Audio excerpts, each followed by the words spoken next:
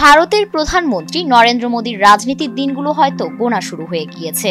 দীর্ঘদিন ধরে তিনি বিজেপিকে নিজের মুঠোয় রেখে নেতৃত্ব দিলেও এবার পরিস্থিতি বদলাতে শুরু করেছে। দলের ভেতরেই মোদী ক্রমশ কোণঠাসা হয়ে পড়েছেন। তার মূল ট্রাম্প কার্ড ছিল উগ্র হিন্দুত্ববাদী সংগঠন RSS, কিন্তু সেখান থেকেও এখন তাকে সরে দাঁড়ানোর তীব্র চাপ দেওয়া হচ্ছে। যেভাবে একসময় মোদী সিনিয়র নেতা লালকৃষ্ণ আডভানির মতো বর্ষিয়ানদের সরিয়ে দিয়েছিলেন, এখন সেই একই ফাঁদে নিজেই আটকা পড়েছেন। তিনি ঘোষণা করেছিলেন ৭৫ বয়স পার করা নেতাদের অবসর নিতে হবে, কিন্তু মোদীর বয়সও দ্রুত সেই সীমায় পৌঁছে যাচ্ছে, আর সেটিই তার বিরুদ্ধে দলের ভেতর থেকে বিদ্রোহকে উস্কে দিচ্ছে।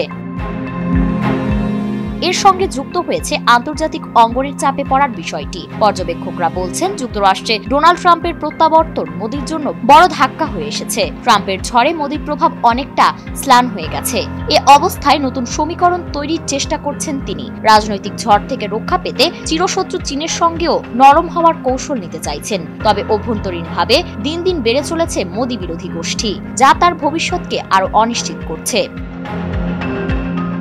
এমন এক প্রেক্ষাপটে ভারতের দক্ষিণ থেকে উঠে এসেছে নতুন চ্যালেঞ্জ। ২০১৮ সালে মুক্তি পাওয়া তামিল সিনেমার সরকারের গল্প অনেকটা বাস্তব হয়ে উঠেছে। সিনেমায় যেমন একজন ব্যবসায়ী ভোট চুরির প্রতিবাদে রাজনীতিতে নেমে সরকার গঠন করেছিলেন, এবার ঠিক তেমনই সুপারস্টার জোসেফ বিজয় চন্দ্রশেখর, যিনি ভক্তদের কাছে থালাপতি বিজয় নামে পরিচিত, রাজনৈতিক মঞ্চে আবির্ভূত হয়েছেন।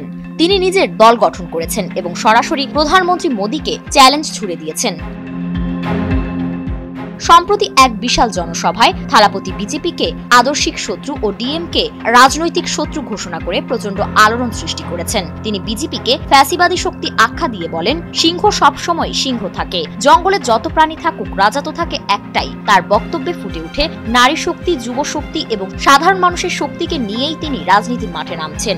নিজের বক্তৃতায় তিনি বিজেপিকে প্রশ্ন ছুড়ে বলেন, আপনারা কি সত্যি সব মানুষের কল্যাণ চান, নাকি মুসলিম বন্ধুদের বিরুদ্ধে ষড়যন্ত্র করছেন? পাশাপাশি তামিলনাড়ুর শাসক দল DMK-কেও তিনি দুর্নীতি, অবিচার ও দুঃশাসনের দায়ে কঠোরভাবে আক্রমণ করেন। সব মিলিয়ে একদিকে দলের ভেতরে চাপ, অন্যদিকে আন্তর্জাতিক অঙ্গনে অবস্থান দুর্বল হয়ে পড়া, আর দক্ষিণ ভারতের জনপ্রিয় তারকার এমন আগমন, সবকিছু মিলিয়ে মোদীর রাজনৈতিক ভবিষ্যৎ আজ বড় প্রশ্নবিদ্ধ। ফারিন রহমান প্রীতি, নয়া দিগন্ত।